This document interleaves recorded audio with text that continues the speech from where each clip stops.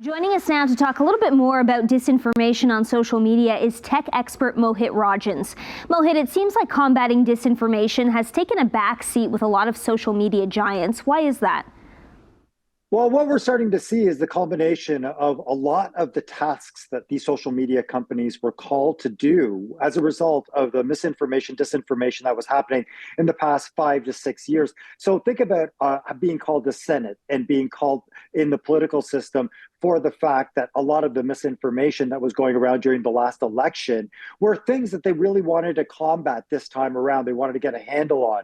And so social media companies started to really work with various news organizations and politicians to figure out what is the best way to come to a place where you can feel like when you're scrolling, you're reading stuff that's actually legit, it's vetted, etc. Unfortunately, what's ended up happening in the past 2.5 months, 3, 4, 5 months, many tech companies have had cutbacks. And in those cutbacks, one of the things has to be the fact that they've got third-party relationships. A lot of those third-party relationships were involved in moderation and creating tools to help with the moderation format. Also, Kelly, let's be honest, with a little bit of the automation and moderation, it's prevented the need for many of these companies to require a lot of people to be doing this. So I think there's a couple of factors at play here.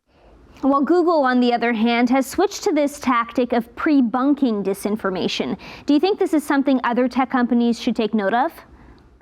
I think Google had a little bit of a running start when it came down to the way that people search for news. So imagine many people go to Google first when they're looking for news. And so they are obviously a place and a destination that should be accountable for having the right type of information. They also own YouTube, but they also are running Lambda right now unsuccessfully. So I think we're in a situation where we're seeing Google trying to play a little bit of catch up. They want to be at the center point for trusted information between YouTube and their other properties.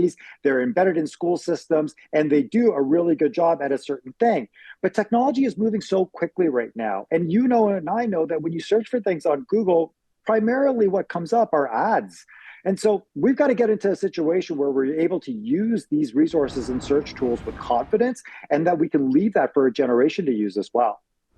We talked a little earlier in the show about Keanu Reeves and his worries about deep fakes. It kind of teeters into the subject of artificial intelligence and the anxiety that comes with it.